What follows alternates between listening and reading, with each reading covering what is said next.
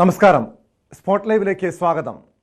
Covid അനന്തരം പല മനുഷ്യരുടെയും മാനസികാവസ്ഥ ആശങ്കപ്പെടുത്തുന്നതാണ്. ഒറ്റപ്പെടലും ഏകാന്തതയും ചിലരെ വിഷാദ രോഗികളാക്കുന്നുണ്ട്. പിന്നീട് ആത്മഹത്യയിൽ വരെയും കലാശിക്കുന്ന സംഭവങ്ങൾ. അതിൽ ജീവനൊടുക്കുന്നതിൽ കൂടുതലും കുട്ടികളും യുവാക്കളുമാണ്. എന്നാൽ കൊച്ചിയിൽ ഈ പകൽ ഒരു പ്രമുഖ ഡോക്ടറുടെ ആത്മഹത്യയെക്കുറിച്ചുള്ള വാർത്ത കേട്ടു.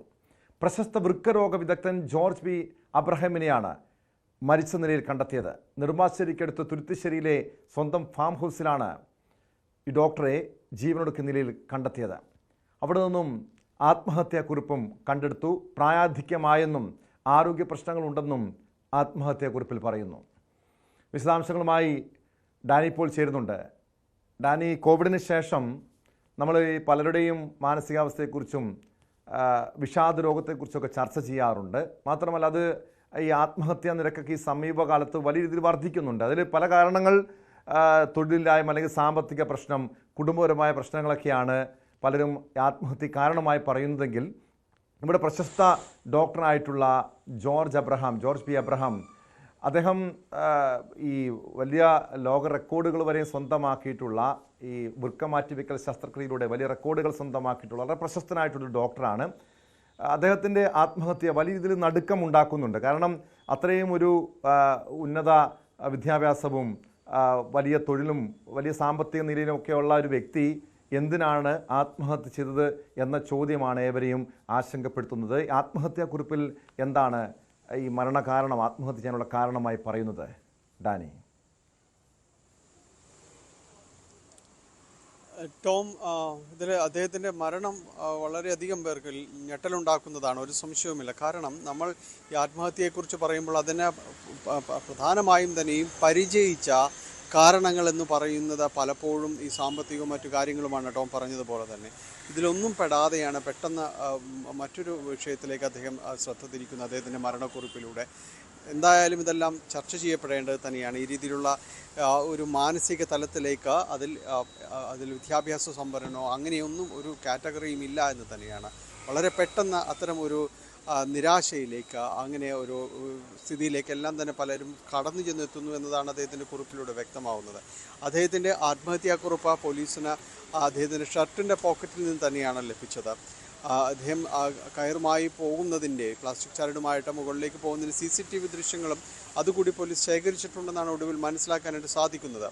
ഇന്നലെ ഫാം ഹൗസിലേക്ക് എത്തുക, അതിനുശേഷം അവിടെ ചെലവഴിക്കുക, അദ്ദേഹത്തെ കൊണ്ടുവിട്ട അഞ്ചിനോട് തിരിച്ചു പോയിക്കൊള്ളാൻ അദ്ദേഹം പറയുകയും ചെയ്തു. സാധാരണഗതിയിൽ ഈ ഞായറാഴ്ചകൾ അതുപോലുള്ള ഒഴിവ് ദിവസങ്ങളെല്ലാം തന്നെ അദ്ദേഹം ചെലവഴിക്കുന്നതും അവിടെ തന്നെയാണ്. അപ്പോൾ അതനുസരിച്ചുള്ളൊരു പതിവ് എന്ന രീതിയിൽ തന്നെയാണ് കണ്ടത്. പിന്നീടും അദ്ദേഹം തിരിച്ചെത്താതെ ആയപ്പോഴാണ് മകൻ ഫോണിൽ ബന്ധപ്പെടാൻ ശ്രമിച്ചപ്പോഴും അതും നടക്കുന്നില്ല. തുടർന്ന് നേരിട്ട് ചെന്നുള്ളൊരു അന്വേഷണത്തിലാണ് അദ്ദേഹത്തെ തൂങ്ങി മരിച്ച നിലയിൽ കാണപ്പെടുന്നത്. തുടർന്ന് പോലീസ് എത്തുകയും മറ്റ് നടപടികളിലേക്ക് സ്വീകരിക്കുകയും ചെയ്തു. ഇതിനിടയിലാണ് അദ്ദേഹത്തിൻ്റെ ആത്മഹത്യാക്കുറിപ്പ് അടക്കമുള്ള കാര്യങ്ങൾ പോലീസ് കണ്ടെത്തുകയും ചെയ്യുന്നത്. അതിൽ കാര്യങ്ങൾ ഇങ്ങനെയാണ് പറയുന്നത്. അദ്ദേഹത്തിന് അതിൽ പ്രായാധിക്യമായി കൈകൾക്ക് വിറയലുണ്ട്. അദ്ദേഹത്തിന് ചികിത്സിക്കാനും, അദ്ദേഹം യൂറോളജി രംഗത്ത് വളരെ അറിയപ്പെടുന്ന ഒരാളാണ് രാജ്യത്ത് തന്നെ. അപ്പോൾ ശസ്ത്രക്രിയക്കോ മറ്റും കാര്യങ്ങളൊന്നും തന്നെ സാധിക്കുന്നില്ല എന്ന് അദ്ദേഹം സൂചിപ്പിക്കുന്നു. വൃക്ക മാറ്റിവെക്കൽ ശസ്ത്രക്രിയാ രംഗത്ത് ഏതാണ്ട് 3000-ഓളം ഈ ശസ്ത്രക്രിയകൾ നടത്തിയ ഒരാളാണ്. അങ്ങനെ ഒരു റെക്കോർഡിട്ട ഒരാളാണ് അദ്ദേഹം. അതുകൊണ്ട് തന്നെയും ഈ രോഗാവസ്ഥയോട് പൊരുത്തപ്പെടാൻ അദ്ദേഹത്തിന് കഴിഞ്ഞിട്ടില്ല എന്ന് തന്നെ വേണം മനസ്സിലാക്കുന്നതിന്. അദ്ദേഹത്തിന് അധിക നേരം നിൽക്കാനായിട്ട് സാധിക്കുന്നില്ല എന്നതിൽ സൂചനയുടെ നട്ടെല്ലിന് നേരത്തെ ഒരു ശസ്ത്രക്രിയ ചെയ്തിരുന്നു എന്നതായി പറയുന്നുണ്ട്. അപ്പോൾ ഈ കാര്യങ്ങളെല്ലാം അദ്ദേഹത്തിൻ്റെ ഒരു മാനസികാവസ്ഥയും തന്നെ ബാധിച്ചിട്ടുണ്ട് എന്നതാണ് വിലയിരുത്തലുകളുള്ളത്. അതുകൊണ്ട് അദ്ദേഹത്തിന് ചികിത്സിക്കാൻ കഴിയുന്നില്ല, കൈകൾക്ക് വിറയലുണ്ട്, ശസ്ത്രക്രിയ ചെയ്യാൻ സാധിക്കുന്നില്ല. ഇത് കടുത്ത വിഷമമുണ്ടാക്കുന്നതായിട്ടും ഈ കത്തിൽ സൂചിപ്പിക്കുന്നുണ്ട്. അങ്ങനെ ഒരു മാനസിക നിലയിലേക്ക് അദ്ദേഹം എത്തപ്പെട്ടു. അങ്ങനെയാണിത് ആത്മഹത്യയിലേക്ക് നീളുന്നത് എന്നതാണ് പോലീസിൻ്റെ ഒരു അനുമാനവും. അത് കുടുംബാംഗങ്ങളോടും തന്നെ അത്തരം കാര്യങ്ങൾ സംസാരിച്ചിട്ടുണ്ട്. അപ്പോൾ ഇത്തരം കാര്യങ്ങളിൽ നിന്നുകൊണ്ട് അദ്ദേഹം ആത്മഹത്യ ചെയ്തതാണ് എന്ന നിഗമനത്തിൽ തന്നെയാണ് പോലീസ് മുന്നോട്ട് പോകുന്നത്. പോസ്റ്റ്മോർട്ടം നടപടികൾ കഴിഞ്ഞു. അത് കളമശ്ശേരി മെഡിക്കൽ കോളേജിൽ അത് പൂർത്തീകരിക്കുകയും ഇപ്പോൾ മൃതദേഹം അദ്ദേഹം ചികിത്സിച്ചിരുന്ന ലക്ഷോർ ആശുപത്രിയിൽ പൊതുദർശനത്തിലേക്ക് കൊണ്ടുവരികയും ചെയ്തിട്ടുണ്ട്. ഇതുപോലൊരു മാനസിക ബുദ്ധിമുട്ട്, തനിക്ക് ഈ തൊഴിൽ ചെയ്യാൻ ഉള്ള പ്രയാസങ്ങൾ, പ്രായാധിക്യം, മറ്റാരോഗ്യ പ്രശ്നങ്ങൾ, ഇതുമായി ബന്ധപ്പെട്ട കാര്യങ്ങളൊക്കെ കുടുംബാംഗങ്ങളുമായോ മറ്റു സുഹൃത്തുക്കളെയായോ അദ്ദേഹം പങ്കുവച്ചിരുന്നില്ലേ? കാരണം ഇതാണ് നമ്മളെ ആശങ്കപ്പെടുത്തുന്ന ഒരു കാര്യവും അതാണ്. കാരണം ഈ ഒരു പ്രായത്തിൽ 75 വയസ്സ് ഉള്ളൊരു ഡോക്ടർ, അതും പ്രശസ്തനായൊരു ഡോക്ടർ, അദ്ദേഹത്തിന് തുടർന്ന് ജോലി ചെയ്യാൻ കഴിയുന്നില്ല. അതിൻ്റെ മനോവിഷമം അദ്ദേഹത്തെ അലട്ടിയിരുന്നു. ഒരിക്കൽ ഇതുപോലുള്ള മാനസിക പ്രയാസങ്ങൾ ഉണ്ടായിരുന്നിട്ടും ഇതാരോടും ഇതുമായി ബന്ധപ്പെട്ട കാര്യങ്ങളൊന്നും എന്തുകൊണ്ടായിരിക്കും അദ്ദേഹം പങ്കുവയ്ക്കാതിരുന്നത്? അത്തരം അത് കുടുംബത്തിനൊന്നും അദ്ദേഹത്തിൻ്റെ ഈ മാനസികാവസ്ഥയെക്കുറിച്ച് അറിവുണ്ടായിരുന്നില്ലേ? വലിയ രീതിയിൽ ആർക്കും ഇതുമായി ബന്ധപ്പെട്ട അറിവുണ്ടായിരുന്നില്ല എന്ന് തന്നെയാണ് മനസ്സിലാക്കാനായിട്ട് സാധിക്കുന്നത്. വലിയ രീതിയിൽ അത്തരം കാര്യങ്ങളൊന്നും അദ്ദേഹം ഒരു തുറന്നു പറച്ചിലുകളിലേക്ക് സഹപ്രവർത്തകർക്കിടയിലോ കുടുംബാംഗങ്ങൾക്കിടയിലോ വലിയ രീതിയിൽ നടത്തിയിരുന്നില്ല. അദ്ദേഹത്തിന് ബോധ്യമായ കാര്യങ്ങൾ ഇതൊക്കെയായിരുന്നു. തനിക്കത് ഈ ശസ്ത്രക്രിയാ രംഗത്ത് അല്ലെങ്കിൽ ഈ രീതിയിൽ ചികിത്സാ രംഗത്ത് മുന്നോട്ട് പോകാനായിട്ട് സാധിക്കുന്നില്ല എന്നത് ഏറ്റവും മുൻപന്തിയിൽ നിൽക്കുന്ന ഒരാൾ, ഈ ചികിത്സയിൽ ഏറ്റവും മുൻപന്തിയിൽ നിൽക്കുന്ന ഒരാൾക്ക് പൊടുന്നനെ അതൊരു ഡിപ്രഷൻ മോഡിലേക്കെല്ലാം തന്നെ കൊണ്ടുചെന്ന് എത്തിച്ചു എന്ന് തന്നെയാണ് നമുക്ക് അറിയാനായിട്ട് സാധിക്കുന്നത്. അതിനെ മറികടക്കുക അത് തന്നെയായിരുന്നു അതിൽ ഏറ്റവും വലിയ വിഷയം. പക്ഷേ മറ്റാരോടും ഷെയർ ചെയ്യാതെ അദ്ദേഹം അതിനെ സ്വയം രീതിയിൽ മറികടക്കാനുള്ള ഒരു ശ്രമങ്ങളൊക്കെയായിരുന്നു. പക്ഷേ അദ്ദേഹത്തിന് തന്നെ അത് ബോധ്യപ്പെടുന്ന രീതിയിലേക്ക് കാര്യങ്ങൾ വന്നു എന്ന് തന്നെയാണ് ഈ ഒരു ആത്മഹത്യക്കുറിപ്പിൽ നിന്നെല്ലാം തന്നെ ബോധ്യമാകുന്നത്. എന്തായാലും ഇത്തരമൊരു കുറിപ്പ് കണ്ടെത്തിയില്ലായിരുന്നെങ്കിൽ ഇത് സംബന്ധിയായ കാര്യങ്ങളിൽ എന്ത് എന്ന വലിയ ചോദ്യങ്ങൾ ഉയരുമായിരുന്നു. ഒരു സംശയവുമില്ല. കാരണം ഒരു വിഷവുമില്ലാത്ത, ഒരു കുടുംബ പ്രശ്നങ്ങൾ അലട്ടാത്ത, സാമ്പത്തിക പ്രശ്നങ്ങൾ അലട്ടാത്ത, പ്രൊഫഷണൽ യാതൊരു രീതിയിലും ബുദ്ധിമുട്ടുകളില്ലാത്ത ഒരാൾ എന്ന രീതിയിൽ തന്നെയാണ് അദ്ദേഹം. കാരണം ഇനി എന്താണ് ഈ രംഗത്ത് അദ്ദേഹത്തിന് കൈവരിക്കാനുള്ളത്? കാരണം ഒന്നുമില്ല. അത് വലിയ രീതിയിൽ തന്നെ അദ്ദേഹം വിജയങ്ങൾ കൈവരിച്ച ഒരാളാണ്. ഈ രംഗത്ത് റെക്കോർഡുകൾ സ്വന്തമാക്കിയ ഒരാളാണ്. അങ്ങനെ മുന്നോട്ട് പോകുന്ന ഒരാൾക്ക് പൊടുന്നനെ എന്തു സംഭവിച്ചു എന്ന ഇത് ഇന്ന് രാവിലെ മുതൽ തന്നെ എല്ലാവരും പരസ്പരം അന്വേഷിച്ചിരുന്നൊരു കാര്യമാണ്. അദ്ദേഹത്തിന് എന്ത് പറ്റി എന്ന രീതിയിൽ തന്നെയാണ് അന്വേഷിച്ചിരുന്നത്. അതുകൊണ്ട് ഈ ഒരു കാരണത്തിലേക്ക് അദ്ദേഹം പറയുമ്പോൾ മാത്രമാണ് ഇങ്ങനെയൊരു വിഷയം അദ്ദേഹത്തെ മാനസികമായി ഉലച്ചിരുന്നു എന്ന് പോലും മറ്റുള്ളവർ, ഏറെ അടുപ്പമുള്ളവർ പോലും അറിയുകയും അതിനെക്കുറിച്ച് ചിന്തിക്കുകയും ചെയ്യുന്നത്. ഈ പ്രായാധിക്യവും മറ്റ് കാരണങ്ങളും എല്ലാം തന്നെ സ്വാഭാവികമായും എല്ലാ മനുഷ്യരുടെയും ജീവിതചര്യകളും താളം തെറ്റിക്കുന്ന രീതിയിലേക്കും എല്ലാം തന്നെ വന്നേക്കാം. അതിനെ മറികടക്കുക, ആ കാരണങ്ങളെ ഉൾക്കൊള്ളുക എന്നതാണ് സ്വാഭാവികമായും പ്രായോഗികതയിൽ നിന്നുകൊണ്ട് ചെയ്യേണ്ടത്. പക്ഷേ നമ്മളിവിടെ കാണുന്നത് അദ്ദേഹത്തിന് അത് കഴിയാതെ പോയി എന്നത് തന്നെയാണ്. നേരത്തെ ടോം തുടക്കത്തിൽ സൂചിപ്പിച്ചതുപോലെ ഈ കോവിഡ് അനന്തര ലോകത്തൊക്കെ വലിയ രീതിയിലുള്ളൊരു വിഷയങ്ങൾ ആരോഗ്യപരമായിട്ട് തന്നെ കൊണ്ടുവന്നിട്ടുണ്ട്. പക്ഷേ അതിനോട് പോലും പക്ഷേ ചേർത്ത് നിൽക്കാൻ പറ്റുമോ എന്ന് അറിയില്ല. കാരണം ഇത് അദ്ദേഹത്തിന് വന്നിരിക്കുന്ന പ്രായത്തിൻ്റെതായ മറ്റ് അസ്വസ്ഥതകളും കാര്യങ്ങളും എല്ലാം തന്നെ ഉണ്ടാകും. പക്ഷേ ഏറ്റവും മുന്നിൽ നിന്ന് നയിക്കുന്ന ഒരാൾക്ക് ഈ രീതിയിലേക്ക് ഒരു വിഷയങ്ങൾ ഉണ്ടാകുമ്പോൾ അത് തുറന്നു പറയാൻ കഴിഞ്ഞിരുന്നില്ല എന്നതാണ് പൊതുവിൽ ഇപ്പോൾ പലരും തന്നെ പറയുന്നത്. അദ്ദേഹം അത് പങ്കുവച്ചിരുന്നെങ്കിൽ ഒരുപക്ഷെ ആ ഒരു മാനസിക തലത്തെ മറികടന്നുകൊണ്ട് മുന്നോട്ട് പോകുവാനായിട്ട് സാധിക്കുമായിരുന്നു. പലരും ഇന്ന് സോഷ്യൽ മീഡിയയിൽ പറയുന്നു അദ്ദേഹത്തിൻ്റെ അനുഭവ സമ്പത്ത് എന്ന് പറയുന്നത് വലിയ ലോകമാണ്, വലിയ വിശാലതയാണ്. അതിനെ മറ്റുള്ളവർക്ക് പകർന്നു കൊടുത്തും അദ്ദേഹത്തിന് അനായാസം മുന്നോട്ട് പോകാൻ കഴിയുന്ന രീതിയായിരുന്നു. അത് പിന്നാലെ വരുന്നവർക്കെല്ലാം തന്നെ അത് വലിയ പ്രചോദനമാകുമായിരുന്നു, ഊർജ്ജമാകുമായിരുന്നു. ആ രീതിയിൽ അത് കാണുമായിരുന്നു. പക്ഷേ അങ്ങനെയൊന്ന് പറയാനും പങ്കുവയ്ക്കാനും ഇല്ലാതെ അദ്ദേഹം അത് ഉള്ളിൽ ഒതുക്കുകയായിരുന്നു എന്ന് തന്നെയാണ്. അദ്ദേഹം അത് ആരോടെങ്കിലും പറഞ്ഞിട്ടുണ്ടോ എന്നത് ഈ ഘട്ടത്തിൽ പോലും ആരും തന്നെ പുറത്ത് പറഞ്ഞിട്ടുമില്ല. അദ്ദേഹം ഈ അവസ്ഥ അദ്ദേഹത്തിൻ്റെ കുറിപ്പിലൂടെ പുറം ലോകം അറിയുമ്പോൾ മാത്രമാണ് ഇങ്ങനെ ചില ബുദ്ധിമുട്ടുകൾ അദ്ദേഹത്തെ അലട്ടിയിരുന്നു എന്ന് പോലും അറിയുന്നത്. അതുകൊണ്ട് തന്നെയും ആ ഒരു യൂറോളജി രംഗത്ത് അദ്ദേഹം ശസ്ത്രക്രിയാ വിഭാഗത്തിൻ്റെ അത് തലവനായിരുന്നു. അപ്പോൾ ആ രംഗത്ത് അദ്ദേഹത്തിന് തുടരാൻ കഴിയില്ല എന്നൊരു ബോധ്യത്തിലേക്ക് അദ്ദേഹം എത്തിച്ചേരുകയും ചെയ്തു. പക്ഷെ അതിനോട് പൊരുത്തപ്പെട്ട രീതിയാണ് ഏറെ സങ്കടകരമാവുന്നത്. ഇതിനെ അതിജീവിക്കുക എന്നത് അത് വിദ്യാഭ്യാസം കൊണ്ട് പോലും അതിനെ കഴിയുന്നില്ല എന്നതുകൂടി ടോം നമ്മൾ ഓർക്കേണ്ടതുണ്ട്. യെസ്, അതുതന്നെയാണ് ഡാനി സൂചിപ്പിച്ചതുപോലെ തൻ്റെ തൊഴിലെടുത്ത് പ്രശസ്തിയുടെ കൊടുമുടിയിലെത്തിയ ഒരു മനുഷ്യൻ, മറ്റ് സാമ്പത്തികമായ പ്രയാസങ്ങളില്ല, കുടുംബപരമായ പ്രയാസങ്ങളില്ല, പ്രശ്നങ്ങളില്ല. 75-ാം വയസ്സിലും തൊഴിലെടുത്ത് സജീവമായിരുന്ന ഈ വൃക്ക ശസ്ത്രക്രിയാ രംഗത്ത് നിരവധി റെക്കോർഡുകൾ സ്വന്തമാക്കിയിട്ടുള്ള ഒരു ഡോക്ടറാണ്. അദ്ദേഹത്തിനാണ് ഈ ഒരു അവസ്ഥ വന്നത്. അതായത് ഒരു പക്ഷേ ഏതെങ്കിലും വിഷാദ രോഗം അദ്ദേഹത്തെ അലട്ടിയിരുന്നോ? നേരത്തെ ഡാനി ഇപ്പോൾ സൂചിപ്പിച്ചതുപോലെ ഈ കോവിഡിന് ശേഷമുള്ള മനുഷ്യരുടെ ഒരു മാനസികാവസ്ഥ പല രീതിയിൽ ചർച്ച ചെയ്യപ്പെടുന്ന ഒരു കാലഘട്ടം കൂടിയാണ്. ഒരുപക്ഷെ നമ്മളൊക്കെ ഇതുപോലുള്ള ഒരു മാനസികാവസ്ഥയിലൂടെ ഒരുപക്ഷെ കടന്നു പോകാം. വിഷാദ രോഗത്തിലേക്ക് നമ്മുടെയൊക്കെ മനസ്സിനെ മാറ്റിയേക്കാം. ഈ ഒരു സാഹചര്യത്തിൽ ഇപ്പോൾ അദ്ദേഹത്തിൻ്റെ ഭൗതിക ശരീരം ലേക്ക് ഷോർ ആശുപത്രിയിൽ പൊതുദർശനത്തിന് വെച്ചിരിക്കുകയാണ്. ഡാനിയിലേക്ക് ഒരിക്കൽ കൂടി. ഡാനി, പൊതുദർശനം ലേക്ക് ഷോർ ആശുപത്രിയിൽ ഏതാനും നിമിഷങ്ങൾ മാത്രമാണുള്ളതെന്നാണ് മനസ്സിലാക്കുന്നത്. സംസ്കാരവുമായി ബന്ധപ്പെട്ട മറ്റ് ചടങ്ങുകളൊക്കെ എപ്പോഴാണ് ഡാനി? ഏറ്റവും പൊതുദർശനം അല്പസമയം കൊണ്ട് തന്നെ അവസാനിക്കുകയാണ്. അതിനുശേഷം എളംകുളത്തെ അദ്ദേഹവും മകനും ഡോക്ടറാണ്. ഇതേ വിഭാഗത്തിൽ തന്നെ, ഇതേ ആശുപത്രിയിൽ തന്നെ അദ്ദേഹത്തിനൊപ്പം തന്നെയുള്ള ഒരാളാണ്. അപ്പോൾ മകനും അദ്ദേഹം ആ ഒരു കുടുംബമാണ് എളംകുളത്ത് താമസിക്കുന്നത്. അവിടേക്ക് പൊതുദർശനത്തിനും അവിടെയും ക്രമീകരണങ്ങൾ നടത്തിയിട്ടുണ്ട്. അദ്ദേഹത്തിൻ്റെ കുടുംബ വീട് എന്ന് പറയുന്നത് ബ്രഹ്മപുരത്താണ്. ബ്രഹ്മപുരത്തേക്ക് നാളെ ആയിരിക്കും അദ്ദേഹം മൃതശരീരം കൊണ്ടുപോകുക. ഇതിനുശേഷം നാളെ ഉച്ചയ്ക്ക് 1 മണിയോടുകൂടി ഇൻഫോ പാർക്കിന് സമീപമുള്ള സെൻറ്റ് ജോർജ് യാക്കോബായ പള്ളി സെമിത്തേരിയിലായിരിക്കും അദ്ദേഹത്തിൻ്റെ സംസ്കാര ചടങ്ങുകൾ നടക്കുന്നതെന്നാണ് അറിയിച്ചിരിക്കുന്നത്. എല്ലായിടത്തും അദ്ദേഹത്തിനെ കാണുന്നതിനും ആദരാഞ്ജലികൾ അർപ്പിക്കുന്നതിനും വേണ്ടി, അവസാനം കാണുന്നതിനും ആദരാഞ്ജലികൾ അർപ്പിക്കുന്നതിനും വലിയ തിരക്ക് ഇന്നിപ്പോൾ ആശുപത്രി പരിസരത്ത് ഉണ്ടായിരുന്നു എന്നത് തന്നെയാണ് മനസ്സിലാക്കാനായിട്ട് സാധിക്കുന്നത്. അത്ര അധികം ആളുകളോട് അടുപ്പം പുലർത്തിയിരുന്നു, രോഗികളോട് അടുപ്പം പുലർത്തിയിരുന്നു. അങ്ങനെ വലിയ ഒരു ബന്ധങ്ങളുണ്ടായിരുന്ന ഒരാൾ കൂടിയാണ് പൊടുന്നനെ തൻ്റെ ജീവിതം അവസാനിപ്പിക്കുന്നത്. വലിയ ഞെട്ടൽ എല്ലാവരിലും തന്നെ അത് ഉണ്ടാക്കിയിട്ടുണ്ട്. ടോം. തീർച്ചയായും ഡാനി സൂചിപ്പിച്ചതുപോലെ വലിയ ഞെട്ടലോടെയാണ് ആരോഗ്യരംഗം ഈ പ്രശസ്തനായ ഡോക്ടറുടെ മരണത്തെ തന്നെ കാണുന്നത്. ഇപ്പോൾ വളരെ വേദനയോടുകൂടിയ ലേക്ക് ഷോർ ആശുപത്രിയിലെ ജീവനക്കാർ, സഹപ്രവർത്തകരടക്കം അദ്ദേഹത്തിന് അന്ത്യയാത്ര നൽകുകയാണ്. ഒരുപക്ഷെ നേരത്തെ നമ്മൾ ചർച്ച ചെയ്തതുപോലെ ഇതുപോലുള്ളൊരു പക്ഷേ മാനസികാവസ്ഥ നമുക്കൊക്കെ ഓരോരുത്തർക്കും ഉണ്ടാകാം. ഇതുപോലുള്ളൊരു ഡിപ്രഷനിലേക്ക് കടക്കുന്നൊരു സാഹചര്യങ്ങൾ ഉണ്ടാകാം.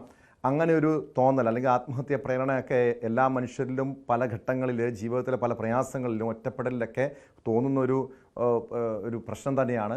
അത്തരമൊരു മാനസികാവസ്ഥയിലേക്ക് നമ്മൾ മാറുന്നുവെന്ന് തോന്നിക്കഴിഞ്ഞാൽ, ഒരു വിഷാദ രോഗിയാണ് എന്ന് സ്വയം ബോധ്യമായി കഴിഞ്ഞാൽ അതൊരു കൃത്യമായും ചികിത്സ ആവശ്യമാണ്. ഒരു മനോരോഗ വിദഗ്ധനെ കാണുക, അതല്ലെങ്കിൽ നമ്മുടെ ഏറ്റവും അടുപ്പമുള്ള സുഹൃത്തുക്കളുമായി ഈ അവസ്ഥയെക്കുറിച്ച് പങ്കുവയ്ക്കുക.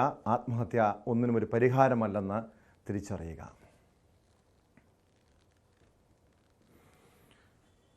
സ്പോട്ട് ലൈവ് ഇനി പരിശോധിക്കുന്നത് പത്തനംതിട്ട കലഞ്ഞൂർ പാടത്ത് നടന്ന ഒരു ഇരട്ടക്കൊലപാതക കേസാണ്. ഭാര്യയും സുഹൃത്തിനെയും യുവാവ് വെട്ടിക്കൊലപ്പെടുത്തി. പ്രതി ബൈജുവിൻ്റെ ഭാര്യ വൈഷ്ണവി, അയൽവാസി വിഷ്ണു എന്നിവരാണ് കൊല്ലപ്പെട്ടത്. സാമ്പത്തിക ഇടപാടുകളും ഭാര്യയിലുള്ള സംശയവുമാണ് കൊലപാതകത്തിന് കാരണമെന്നാണ് പോലീസ് നൽകുന്ന വിവരങ്ങൾ. ഇവർ തമ്മിൽ എന്തെങ്കിലും വിഷയങ്ങളുള്ളതായിട്ട് ഇന്ന് വരെ നമ്മൾ അറിഞ്ഞിട്ടില്ല. പിന്നെ ഈ നമുക്ക് അറിയാവുന്ന പറയുന്നത് ഈ സാമ്പത്തിക ഏർപ്പാടും കാര്യങ്ങളും ഒക്കെ ഉള്ളൂ. ഈ ഇവിടുത്തെ അയൽക്കൂട്ടത്തിൽ നിന്ന് എടുത്ത പൈസയുടെ കാര്യവും വിഷ്ണുവും ബൈജുവും തമ്മിൽ പൈസ ഏർപ്പാടൊന്നുമില്ല. കൂട്ടുകാരൻ തന്നെയാണ്. ഇന്നലെ അവൻ എൻ്റെ കടയിൽ വരികയും ഇവർ രണ്ടുപേരുടെ ഇടിഞ്ഞാന്ന് വന്ന സാധനങ്ങൾ പർച്ചേസ് ചെയ്തുകൊണ്ട് പോവുകയും ചെയ്തതാണ്. വിഷ്ണുവും ബൈജുവും കൂടെ ഒന്നിച്ച് നടക്കുകയും ഒന്നിച്ച് കളിച്ച് വളർന്ന കൂട്ടുകാരുമാണ്. നമ്മുടെ നല്ല കൂട്ടുകാരാണ്. നമ്മളതിലും ഒരു വിഷയം ഇതൊന്നും ഉണ്ടായിട്ടില്ല. നാട്ടിലും നല്ല സഹകരണമുള്ള പിള്ളേരാണ്. വിവരങ്ങളുമായി പത്തനംതിട്ടയിൽ നിന്ന് ശശിനാരായണൻ ചേരുന്നുണ്ട്. ശശിനാരായണൻ, ഇവിടെ സാമ്പത്തിക ഇടപാടും ഭാര്യയിലുള്ള സംശയവും അങ്ങനെ പല രീതിയിലുള്ള കാരണങ്ങൾ ഈ ഇരട്ടക്കൊലപാതകത്തിന് കാരണമായി പറയുന്നുണ്ട്. ഇതിൻ്റെ യഥാർത്ഥ കാരണം എന്താണ്? ഇരുവരും തമ്മിൽ എന്തെങ്കിലും കുടുംബ പ്രശ്നം ഉണ്ടായിരുന്നോ? പാടത്തെ ഇരട്ടക്കൊലപാതകത്തിൽ കുടുംബ പ്രശ്നം ഉണ്ടായിരുന്നു എന്നുള്ള കാര്യത്തിൽ ഈ ബന്ധുക്കളും അതുപോലെ തന്നെ സുഹൃത്തുക്കളും പറഞ്ഞ അത്തരം ഇല്ലെന്നാണ് പറയുന്നത്. പക്ഷെ പോലീസ് എടുത്തിട്ടുള്ള FIR ആണ് അത്തരം കാര്യങ്ങളിലേക്ക് വിരൽ ചൂണ്ടുന്നത്. വീട്ടിൽ ഇവർ വഴക്കുണ്ടായിരുന്നു.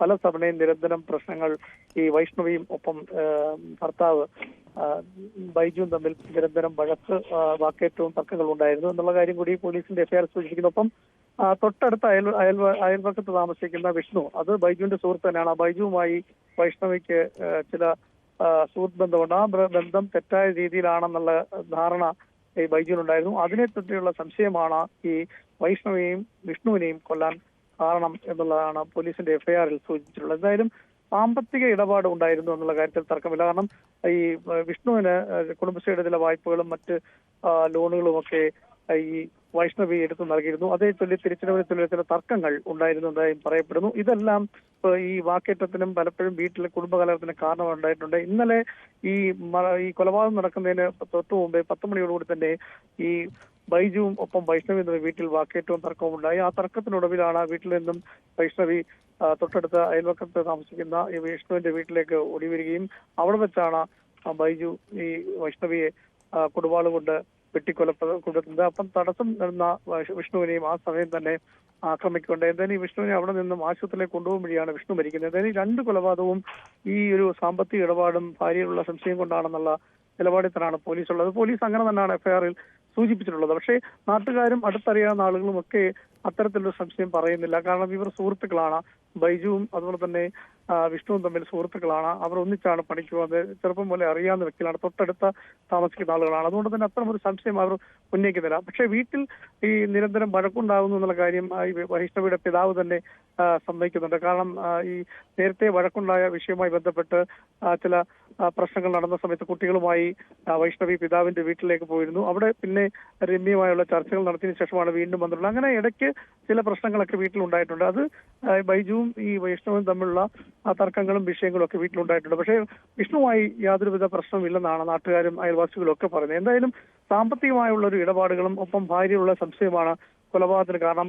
വിഷ്ണുവിനെ കൊല്ലാനുള്ള കാരണം അത് തന്നെയാണ് പോലീസ് പറയുന്നത്. അല്ലെങ്കിൽ അത്തരമൊരാളെ അത്തരമൊരു കൊലപാതകത്തിന് ഒരുപക്ഷെ ഓടിച്ചെന്നാൽ പോലും മറ്റൊരാളെ അകാരണമായി കൊലപ്പെടുത്തേണ്ട കാര്യമില്ല എന്നുള്ളതാണ് പോലീസ് സംശയിക്കുന്നത്. അതുകൊണ്ട് തന്നെ ഈ ഭാര്യയിലുള്ള സംശയം കൂടി ഇതിൽ ഉണ്ട്.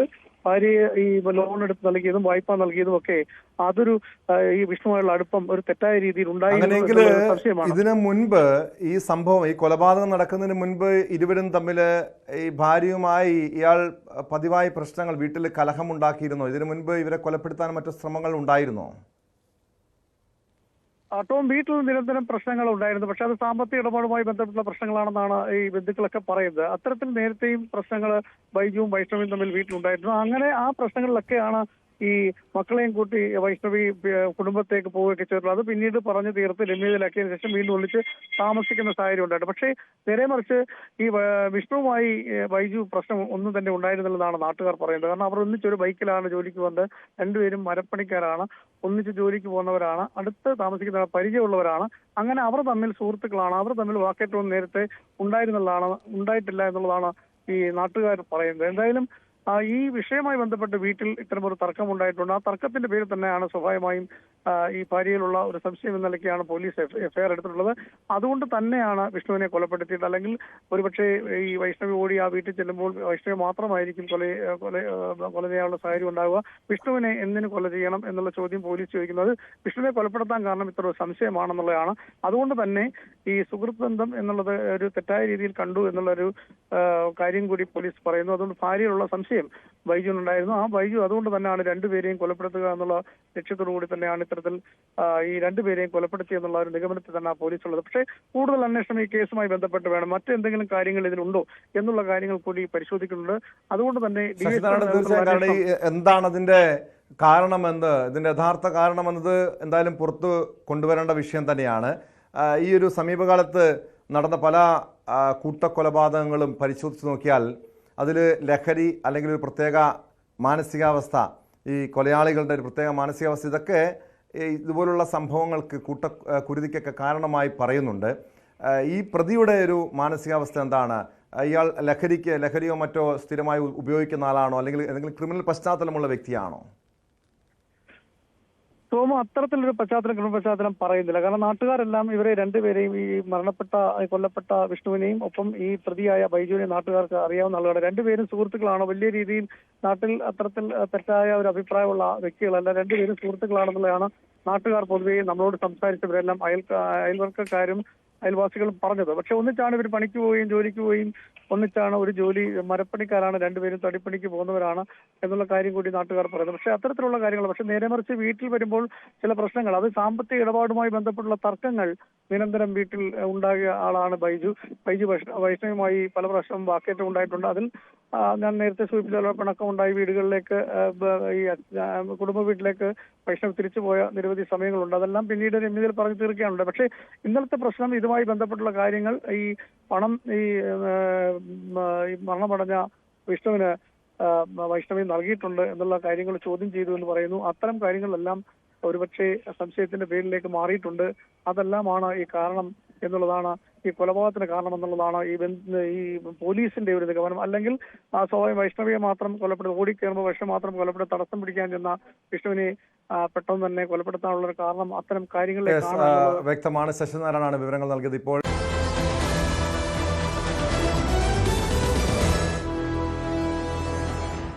സ്പോട്ട് ലൈവിലേക്ക് വീണ്ടും കോഴിക്കോട് താമരശ്ശേരിയിലെ 10ാം ക്ലാസ് വിദ്യാർത്ഥി ഷഹബാസിനെ കൊലപ്പെടുത്തിയ കേസാണ് സ്പോട്ട് ലൈവിനെ പരിശോധിക്കുന്നത്. കൊലക്കേസിലെ പ്രതികൾ SSLC പരീക്ഷ എഴുതി. ഇതുമായി ബന്ധപ്പെട്ട് ഇപ്പോഴും വലിയ വിവാദങ്ങളും പ്രതിഷേധങ്ങളും ഒക്കെ ഉയരുന്നുണ്ട്. പ്രതിഷേധം കണക്കിലെടുത്ത് കുറ്റകൃത്യത്തിൽ ഉൾപ്പെട്ട കുട്ടികൾക്ക് ജുവനൈൽ ജസ്റ്റിസ് ഹോമിൽ നിന്ന് തന്നെ പരീക്ഷ എഴുതാൻ അവസരമൊരുക്കുകയായിരുന്നു. ഇവരെ പരീക്ഷ എഴുതാൻ അനുവദിക്കുന്നതിനെതിരെ വെള്ളിമാട് കുന്ന് ജുവനൈൽ ജസ്റ്റിസ് ഹോമിന് മുന്നിൽ രാവിലെ മുതൽ പ്രതിഷേധ പരമ്പരയാണ് അരങ്ങേറിയത്. KSU, MSF, യൂത്ത് കോൺഗ്രസ് തുടങ്ങിയ സംഘടനകളാണ് പ്രതിഷേധവുമായി രംഗത്തെത്തിയത്. പ്രതിഷേധക്കാരെ പോലീസ് ബലം പ്രയോഗിച്ച് അറസ്റ്റ് ചെയ്ത് നീക്കി. ഷഹബാസിന്റെ കൊലപാതകത്തിൽ പോലീസ് അന്വേഷണം തുടരുകയാണ്.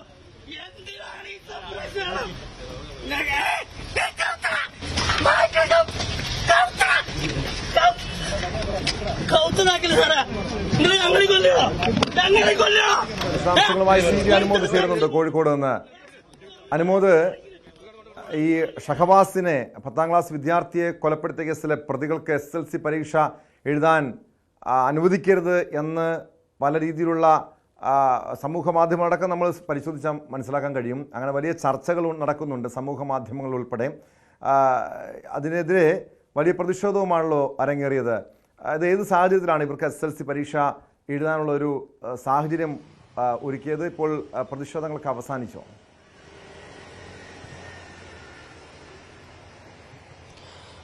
ടോം, ഇന്ന് SSLC പരീക്ഷ എഴുതുമ്പോൾ താമരശ്ശേരിയിൽ കൊല്ലപ്പെട്ട ഷഹബാസിന്റെ ഒരു അസാന്നിധ്യമാണ് ഈ ഒരു മേഖലയെ മുഴുവൻ ഈ ഒരു ദിവസം വല്ലാതെ ദുഃഖത്തിലാക്കിയത്. പ്രത്യേകിച്ച് താമരശ്ശേരി ആ സ്കൂളിൽ പഠിക്കുന്ന അവർക്ക് നാട്ടുകാർക്കൊക്കെ. അവരെ സംബന്ധിച്ച് ഷഹബാസിനെ കൊന്നവർക്ക്, ഇല്ലാതാവാൻ കാരണക്കാരായവർക്ക് പോലീസിന്റെ സംരക്ഷണത്തിൽ പരീക്ഷ എഴുതാനുള്ള സാഹചര്യം ഒരുങ്ങുന്നു. ഇത് നീതിയല്ല എന്ന ഒരു മനസാക്ഷിയുടെ സമീപനമാണ് മിക്കവർക്കും ഉള്ളത്. നമുക്കറിയാം, നീതി വേറെ, നിയമം വേറെ. ഷഹബാസിന്റെ കൊലക്കേസിൽ പിടിയിലായവർ അവര് കുറ്റാരോപിതരാണ്. അവരിപ്പോൾ പോലീസിന്റെ നിർദ്ദേശപ്രകാരം കോടതി അനുശാസിച്ച വിധം ഇപ്പോൾ ജുവനൈൽ ജസ്റ്റിസ് ബോർഡിന് മുമ്പിലാണുള്ളത്. അവർക്ക് പരീക്ഷ എഴുതുക എന്നുള്ളത് നിയമത്തിൽ പറയുന്ന ഒരു കാര്യമായതുകൊണ്ട് തന്നെ സ്വാഭാവികമായിട്ടും അത് സർക്കാർ സംവിധാനങ്ങൾക്ക് അത് അനുവദിക്കേണ്ടതായിട്ട് വരും. രണ്ടാമതായിട്ടുള്ളത് നമ്മൾ പറയുന്ന അത് വൈകാരികമായിട്ടുള്ളൊരു കാര്യം തന്നെയാണ്. കാരണം ഷഹബാസിന്റെ ഓർമ്മകൾ മരിക്കാതെ 2 ദിവസം മുമ്പ് മാത്രം നമ്മളെ വിട്ടുപോയ ഷഹബാസിന്റെ ഓർമ്മയിൽ ആ നാട് മുഴുവൻ ആകെ സങ്കടപ്പെട്ട് നിൽക്കുമ്പോൾ അതിന് കാരണക്കാരായവർ പോലീസ് സംരക്ഷണയിൽ പരീക്ഷ എഴുതുന്നു. സ്വാഭാവികമായിട്ടും അതിൽ വൈകാരികമായിട്ടുള്ള പ്രതിഷേധങ്ങളും പ്രകോപനങ്ങളും ഒക്കെ ഉണ്ടാകും. അത് സ്വാഭാവികമായിട്ടും ഒരു സമൂഹ മനസാക്ഷിയിൽ നിന്ന് ഉയരുന്നതാണ്. നമ്മൾ ആ രീതിയിൽ കാണണം. ഇതുപോലെ രാവിലെ നമ്മളിവിടെ ഉണ്ട്. നമ്മളിപ്പോൾ നിൽക്കുന്നത് ഈ ജുവനൈൽ ജസ്റ്റിസ് ബോർഡിന്റെ സ്ഥാനത്തിന് മുമ്പിലാണ്. ഇവിടെ രാവിലെ 6 മുതൽ പ്രതിഷേധങ്ങൾ തുടങ്ങിയതാണ്. രാവിലെ 6 KSUകാർ വന്നു, പിന്നാലെ MSFകാർ വന്നു, യൂത്ത് കോൺഗ്രസ്സുകാർ. ഇവിടെയെല്ലാം പോലീസ് ആയതുകൊണ്ട് തന്നെ ഇതിനപ്പുറത്തൊരു മതിൽ പൊളിഞ്ഞ ഭാഗമുണ്ട്. അതുവഴി യൂത്ത് കോൺഗ്രസ്സുകാർ ഇതിന്റെ ഉള്ളിൽ പ്രവേശിച്ചു. അതിന് പിന്നാലെ MSFകാർ ഇതിന്റെ ഉള്ളിൽ പ്രവേശിച്ചു. പലപ്പോഴും 11 മണി വരെ പല ഘട്ടങ്ങളിലായിട്ട് പ്രതിഷേധ പരമ്പരകൾ തന്നെയായിരുന്നു ഇവിടെ ഉണ്ടായിരുന്നത്. ഈ പരീക്ഷ നടക്കുന്ന ഇവർ പരീക്ഷ എഴുതാൻ പോകുന്ന സ്ഥലത്തേക്ക് എത്തി അതിനെ തടയുക എന്ന തരത്തിലേക്കുള്ള പ്രതിഷേധങ്ങളൊക്കെ ഉണ്ടായിരുന്നു. അതൊക്കെ ഈ പോലീസ് ഇതിന്റെ ഉള്ളിൽ നിന്ന് അവരെയൊക്കെ പിടിച്ചുകൊണ്ടിരുന്ന കാഴ്ച നമ്മൾ കണ്ടതാണ്. ഇന്ന് ഈ പ്രതിഷേധങ്ങൾ ഇതൊന്നും ആയിരിക്കില്ല ഒരുപക്ഷെ താമരശ്ശേരിയിലാണ് ഇവരെ പരീക്ഷ എഴുതാൻ അനുവദിച്ചിരുന്നെങ്കിൽ. അപ്പോൾ വലിയൊരു ക്രമസമാധാന പ്രശ്നം തന്നെ ഉണ്ടായേനെ. അത് ഈ ഒരു പ്രതിഷേധങ്ങളുടെ തീവ്രത മനസ്സിലാക്കിക്കൊണ്ട് സർക്കാർ അവരെ താമരശ്ശേരിയിലേക്ക് കൊണ്ടുപോകുന്നില്ല. കോഴിക്കോട് തന്നെ പരീക്ഷ എഴുതിക്കാനുള്ള സംവിധാനം ചെയ്യാമെന്ന് പറയുന്നു. തുടർന്ന് NGO ക്വാർട്ടേഴ്സിൽ അവിടെ പരീക്ഷ എഴുതാനുള്ള സൗകര്യം ഒരുക്കാൻ തീരുമാനിക്കുന്നു. പക്ഷേ ഇവിടെ നിന്ന് അവർക്ക് പുറത്തിറങ്ങാൻ ഏത് തരത്തിലും ദിവസം ഷഹബാസിന്റെ മാതാപിതാക്കളും സ്വപ്നം കണ്ടതല്ലേ? ഷഹബാസും SSLC പരീക്ഷ എഴുതി ഉന്നത നിലയിലെത്തുന്നതൊക്കെ സ്വപ്നം കണ്ട മറ്റൊരു മാതാപിതാക്കളുണ്ട് ഈ സമൂഹത്തിൽ. അവരും ഈ താമരശ്ശേരിയിലുണ്ട്. അവരുടെ കണ്ണീരിപ്പോഴും ഉണങ്ങിയിട്ടില്ല. അതേ സാഹചര്യത്തിലാണ് ഈ കൊലയാളികളായിട്ടുള്ള വിദ്യാർത്ഥികൾക്ക് പരീക്ഷ എഴുതാൻ സാഹചര്യം ഒരുക്കുന്നത്. നമ്മൾ കോട്ടയത്തെ റാഗിംഗ് കേസ് എടുത്ത് പരിശോധിച്ചാൽ ആ റാഗിംഗ് കേസിലെ പ്രതികളുടെ തുടർ പഠനം പോലും വിലക്കിയതായി സർക്കാർ അറിയിച്ചതാണ്. അതിനും ഗുരുതരമായിട്ടുള്ളൊരു കേസ്, അതായത് ഒരു കൊലക്കേസിലെ പ്രതികൾക്ക് പരീക്ഷ എഴുതാൻ സാഹചര്യം ഒരുക്കുന്നു. ഇതിനെങ്ങനെ ന്യായീകരിക്കാൻ കഴിയുമെന്നല്ലേ പൊതുസമൂഹം ചോദിക്കുന്നത്? അനുമോദ്, തീർച്ചയായിട്ടും ടോം വളരെ പ്രസക്തമായ ചോദ്യമാണ് ടോം ചോദിച്ചത്. നമ്മുടെ എല്ലാ ഉള്ളിൽ തോന്നുന്ന ഒരു ചോദ്യവുമാണത്. പക്ഷേ നിയമം വേറെ നീതി വേറെ, രണ്ടായിട്ട് തന്നെ നമ്മൾ കാണണം. നിയമത്തിൽ പറയുന്നത് അനുശാസിക്കുന്നത് അത് നടപ്പിലാക്കാൻ ന്യായാധിപൻ പറയുന്നത് അനുസരിക്കുവാൻ ഇത് നടപ്പാക്കുവാൻ ബാധ്യസ്ഥരാണ് പോലീസും മറ്റ് സംവിധാനങ്ങളും. ജുവനൈൽ ജസ്റ്റിസ് ആക്ട് പ്രകാരം ഇവർക്ക് പരീക്ഷ എഴുതാനുള്ള അവകാശമുണ്ടെന്ന ആ ഒരു ആക്ടിന്റെ പിൻബലത്തിലാണ് ഇത്തരത്തിലുള്ള നടപടികൾ ഉണ്ടാവുന്നത്. അത് സ്വാഭാവികമായിട്ടും നമുക്ക് മാനുഷികമായി ചിന്തിക്കുമ്പോൾ വൈകാരികമായിട്ട് ഏറെ ദുഃഖമുണ്ട്, സങ്കടമുണ്ട്. അതെല്ലാം ശരിയാണ്. ഇവരെ ഇന്ന് എഴുതിച്ചില്ലെങ്കിലും സംഭവിക്കുകയില്ല. വേണമെങ്കിൽ സേ എക്സാം എഴുതിക്കാം. അല്ലെങ്കിൽ ഒരു സാധാരണ ക്രിമിനൽ കേസിൽ പെട്ട് കഴിഞ്ഞാൽ പ്രായപൂർത്തിയായവരാണെങ്കിൽ ഈ സമയം റിമാൻഡിലായിരിക്കും. അപ്പോൾ എന്തായിരിക്കും എന്ന ചോദ്യമൊക്കെ ഉയരുന്നുണ്ട്. ഇതൊക്കെ വളരെ ശരിയാണ്. പക്ഷേ നിലവിലെ സംവിധാനത്തിൽ, നിലവിലെ നിയമങ്ങളുടെ അടിസ്ഥാനത്തിൽ ഇവർക്ക് പരീക്ഷ എഴുതാനുള്ള അവകാശമുണ്ട് എന്ന് ഒരു സംവിധാനം പറയുകയാണെങ്കിൽ, അല്ലെങ്കിൽ കോടതിയോ അല്ലെങ്കിൽ ആ നിയമം അനുശാസിക്കുകയാണെങ്കിൽ അതിനെ തള്ളിക്കളയുക എന്നത് എളുപ്പമല്ല, പ്രായോഗികമല്ല. അതുതന്നെയാണ് ഇതിൽ ഏറ്റവും പ്രധാനപ്പെട്ട ഒരു കാര്യം. ഇവിടെ നമുക്ക് വൈകാരികമായിട്ട് ഈ വിഷയങ്ങളിൽ സമീപിക്കുമ്പോൾ സാധാരണക്കാർക്കെല്ലാം തന്നെ തോന്നുന്ന കാര്യം തന്നെയാണ് നമ്മളൊക്കെ പങ്കുവയ്ക്കുന്നത്. ഇന്നിവിടെ ഈ ഷഹബാസിനെ ജീവിതത്തിൽ ഒരിക്കൽ പോലും കാണാത്തവരാണ് ഷഹബാസിന്റെ പേരിൽ ഇവിടെ വന്ന് പോലീസിനോട് മല്ലുപിടിച്ച് ഈ പ്രതിഷേധം രേഖപ്പെടുത്തി മടങ്ങിപ്പോയത്. അവരൊക്കെ കാണിച്ചത് സമൂഹ മനസാക്ഷിയുടെ ഒരു പ്രതിഫലനമാണ്. അത് നമുക്കൊന്നും കണ്ടില്ല എന്നടിക്കാൻ കഴിയുകയില്ല. പക്ഷെ നിലവിലെ നിയമ സംവിധാനങ്ങൾ പ്രകാരം ഇത് ഇങ്ങനെ നടക്കൂ എന്നുള്ളത് ഒരു വാസ്തവമാണ് എന്നുള്ളത് നമ്മൾ അംഗീകരിക്കണം. അത് ഒരുപക്ഷെ ഇത്തരത്തിലുള്ള സംഭവങ്ങളാകാം ഈ നിയമങ്ങളിലും അതേപോലെ ഇതിന്റെ ഇതുവരെ അനുവർത്തിച്ചു പോകുന്ന രീതികളിലൊക്കെ മാറ്റം വരുത്താനുള്ള ഒരു കാരണമാകുന്നത്. ഇപ്പോൾ നിർഭയയുടെ മരണമാണ്, ഡൽഹിയിൽ സംഭവിച്ച നിർഭയയുടെ മരണമാണ് ഇത്തരത്തിൽ ബലാത്സംഗ കുറ്റത്തിൽ പ്രായപരിധിയുടെ ആ ആനുകൂല്യം കളയുന്നതിലേക്കുള്ള നിയമം കൊണ്ടുവരാനുള്ള വഴിയൊരുക്കിയത്. സമാനമായ രീതിയിൽ ഒരുപക്ഷെ ഈ പഠിക്കുന്ന കുട്ടികൾ അവരുടെ പ്രായത്തിന്റെ ആനുകൂല്യം വെച്ച് മാത്രം വലിയ കുറ്റകൃത്യങ്ങളിൽ ഏർപ്പെട്ട് പോലും രക്ഷപ്പെട്ടു പോകുന്ന അവരെ മറ്റുള്ളവർ ഉപകരണങ്ങളാക്കുന്ന സാഹചര്യം, അതായത് പ്രായപൂർത്തിയാവാത്തവരെ കുറ്റകൃത്യങ്ങൾക്ക് ഉപകരണങ്ങളാക്കി കാര്യമുണ്ടായിരുന്നു. കൂട്ടം ചേർന്ന് ആക്രമിച്ച കേസുണ്ടാകില്ല, പ്രായത്തിന്റെ ആനുകൂല്യം ലഭിക്കും, SLC പരീക്ഷയായതിനാൽ തങ്ങൾക്കെതിരെ നടപടി ഉണ്ടാകില്ല എന്ന് മുൻകൂട്ടി കണ്ടുകൊണ്ട് തന്നെ ഈ കൊലയാളികൾ നേരത്തെ ചർച്ച നടത്തിയതാണ്. അതേ രീതിയിൽ തന്നെയാണ് ഈ കേസിനെ തുടർന്നുള്ള സംഭവവികാസങ്ങളും ഉണ്ടാകുന്നത്. അതായത് ഈ കൊലക്കേസിലെ പ്രതികൾക്ക് പ്രായപൂർത്തിയായില്ല എന്ന പരിഗണന, അവർ SLC പരീക്ഷയാണെന്ന പരിഗണന വെച്ചുകൊണ്ട് അവർക്ക് പരീക്ഷ എഴുതാനുള്ള സാഹചര്യം ഒരുക്കിയ നിർഭാഗ്യകരമായിട്ടുള്ള ഒരവസ്ഥ. അത് ഒരുപക്ഷെ അനുമതി നേരത്തെ സൂചിപ്പിച്ചതുപോലെ നിയമത്തിൻ്റെ ആനുകൂല്യം തന്നെയാണ് ഈ പ്രതികൾക്ക് ഇതുപോലുള്ള സാഹചര്യങ്ങൾ, ഇതുപോലുള്ള വീണ്ടും പൊതുസമൂഹത്തിൽ ജീവിക്കാൻ അവർക്ക് അവസരം ഇനി ഉണ്ടാകണോ വേണ്ട. കാരണം അവരെ ജയിലിൽ അടയ്ക്കേണ്ടതാണ്. അവർ കൊടും കുറ്റവാളികൾ തന്നെയാണ്. പ്രായത്തിൻ്റെ പരിഗണന ഉണ്ടെങ്കിൽ പോലും അവർ ചെയ്ത ആ കുറ്റകൃത്യത്തെ ഒരു കാരണവശാലും അത് അതിൻ്റെ ഗൗരവം കുറച്ച് കാണാൻ കഴിയില്ല എന്ന് തന്നെയാണ് പൊതുസമൂഹവും ചർച്ച ചെയ്യുന്നത്. സമാനമായൊരു വാർത്ത, അതായത് തിരുവനന്തപുരം വിതുരയിൽ നിന്നൊരു 16-കാരനെ സമപ്രായക്കാർ ക്രൂരമായി മർദ്ദിച്ചൊരു വാർത്തയിലേക്കാണ് സ്പോട്ട് ലൈവിന് പോകുന്നത്. പെൺകുട്ടിയോട് മോശമായി സംസാരിച്ചു എന്ന് ആരോപിച്ചായിരുന്നു ആക്രമണം. കഴിഞ്ഞ 16-ാം തീയതിയായിരുന്നു സംഭവം. പനയക്കോട് സ്വദേശിയായ 16-കാരനെ സമീപത്തെ വാഴത്തോപ്പിൽ കൊണ്ടുപോയി മർദ്ദിക്കുകയായിരുന്നു. മർദ്ദന ദൃശ്യങ്ങളും പുറത്തു വന്നിട്ടുണ്ട്.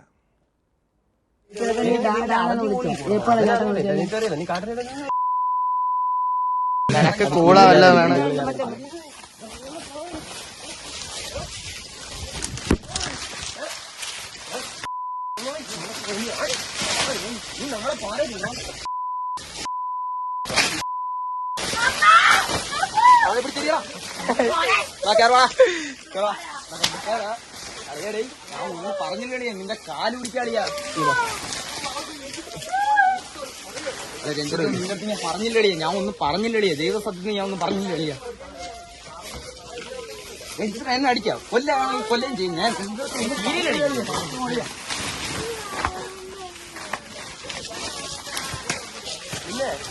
നമ്മളൊന്ന്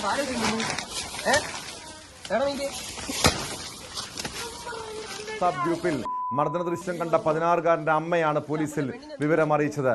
പരാതിയുടെ അടിസ്ഥാനത്തിൽ 4 പേരെ ആര്യനാട് പോലീസ് സ്റ്റേഷനിൽ വിളിച്ചു വരുത്തി മാതാപിതാക്കളുടെ ജാമ്യത്തിൽ പിന്നീട് അവരെ വിട്ടയക്കുകയും ചെയ്തു.